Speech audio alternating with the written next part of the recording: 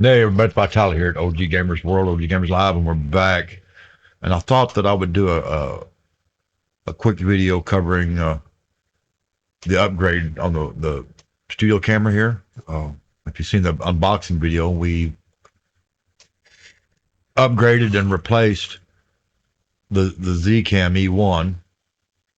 And I want to start off by saying that in the end, as a fixed camera here in the studio, this camera was great. It looked amazing, but it took a lot of work to get there. And it's a shame that they only made this camera for 1 year, and then it started out at a ridiculously high MSR. It was like $699 or $799, and I think if they had continued to make this and got it down under 300 with the latest firmware updates, if they had continued to support the camera, it would have eventually been a great camera. But in the end, it was a little bit of a letdown for its intended use. It never was a good action cam, and it wasn't the best option for a studio camera, even though as far as the picture quality and all that, it was amazing. The problem with it is it was not meant to be on 24/7. They didn't include any kind of a means to keep it cool. It didn't. The only way you could run it off the AC was have the battery in it. The battery would end up, in the extreme use cases, that battery would go bad and swell up to the point you can't get it out, stuff like that. But in the end, it did a better job than I ever thought it would as far as being a fixed camera in a studio environment. And in some ways, I'm going to miss it. It's this one's not dead yet. I'm going to use it until it completely dies. But when it goes, I will miss it, because in order to replace it, it's going to cost a lot more money. When I originally got this, I caught it at the end when they had decided that they were just going to get rid of them, and it went from $799 to $699, $299, $199, and then I got it at $99, and that was I literally bought the last one. And Now every once in a while you'll find some used ones over on eBay they're usually misrepresented, by the way. Open box, or the latest one was uh, open box. It was in my father's stuff in his estate, and when you look at it, you can tell it's heavily used, and they want new price for it, or the original MSRP. It's not happening, folks. So we upgraded to the Blackmagic Micro Studio 4K G2. And that's the camera that is shooting this scene right here. This camera right there. It is a little bit bigger than the Z Cam, as to be expected, but that's because it does have a built-in fan for cooling and other features. My only real complaint with the Blackmagic Studio camera at this point is the fact the HDMI out on that camera only supports 1080p. If you want 4K, you either have to have an SDI capture card, or you have to record, or in my case, I have a Blackmagic design quad capture 4K, but it's HDMI. So I would have to have an SDI to HDMI converter, and that's another $180 plus tax. So yeah. I don't have it 100% dialed in yet as far as the color and everything. As you can see, it's making my rosacea look a lot worse than it actually is. We'll eventually get this all fixed up, because I'm not wearing makeup. And you may be hearing my dog coughing and hacking in the background, and I apologize, which leads me to my audio chain. Somebody was asking about the audio chain that I'm running this RE20 through, and it's actually a lot simpler than it used to be. I'm running it through a UAD Apollo Twin Duo Heritage Edition over through UAD's console, and I'm using UAD's box and UAD's UA 1178 AE plugin. Then I'm running that out through, in this case, AMD noise suppression, and then from AMD noise suppression into XSplit Broadcaster. And when I'm doing my gaming streams, the only thing that changes on that is instead of using Expert Broadcaster, I use Streamlabs OBS. And I would normally be using Streamlabs OBS to do videos like this nowadays, except for the fact that I don't want to be changing stuff up because I stream to multiple platforms when I'm gaming, and I stream at 1080p, blah blah blah, because Facebook, for one, doesn't like anything higher than 1080p. Twitch doesn't really like it. X, I think, limits you to 720p, but if you hit it with 1080p, it just reduces it to 720 just fine. It doesn't really cause you problems streaming. However, if you hit it at 4K, then you start getting drop frames and stream warnings and this, that, and the other. And it's not my internet. It's the fact that they don't like you hitting their API with 4K. I hope that makes sense. Whereas YouTube, if you could stream 12K, you can put up a 12K video on YouTube. You can do anything from SD 460 or 360 or 240, all the way up to 12K. They don't care as long as you get everything else set right. Your bit rate and all that. They want it to look as best as it can be at whatever resolution it is that you're streaming to their platform. So yeah, I hope that answers some questions.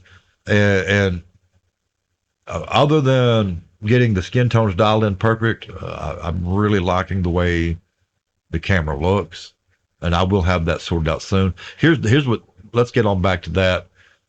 If I was running this through my ATM Mini, then I could actively use the ATM Mini to adjust the skin tones and coloring and all kinds of stuff through the ATM Mini interface software. You'll also notice on the top of that camera, there's a white light. That's not a reflection. That is actually a built-in tally light. And if I was running that into the ATM Mini or any number of their control panels, the minute that camera was the active camera, that light would turn red to show that it was the active camera. And yeah, I originally wanted 4 of these for my video production and stuff back when I first started, and then COVID shut everything down, and it didn't happen. Life got in the way. The one thing that I would do different now, if I had the money, is I would go ahead and upgrade that ATM Mini to one of their larger format switchers, and I would probably go with one that had built-in media encoding and stuff like that, to where I could stream directly from it to my streaming platforms without a computer. That would be pretty cool. As far as the audio interface goes, for those that are interested, I used to use a lot of these same plugins for my live sound. If you have like a digital mixing console that acts as an audio interface, you can use something like a Live Professor to load your BST plugins and route it correctly and do the same thing on a live production. That's what I used to do, especially when I was doing like a full set, with the full band or whatever, and we were handling all the audio. We literally had BST plugins on the drum mics, guitar amps, vocals, you name it. So yeah, if you have any questions about any of this, be sure to drop them in the comment section, and if I'll either give you the answer, or if I don't have it, I will do my best to find it and get you the correct answer. And I hope that helps. And I hope that as this year goes on, we continue to improve our audio and our video and our content. I had intended to do an unboxing video on the ASRock RX 7900 XT, and I did. And what happened is I got in a hurry because this computer had been down for almost 2 weeks while I was waiting for that card to get here, etc. And I did the unboxing video, and instead of checking the video to make sure everything was okay in it, I went ahead and installed the card. And then when I went back and checked the video, I realized that the camera for the overhead was out of focus, and I didn't even notice it until it was too late.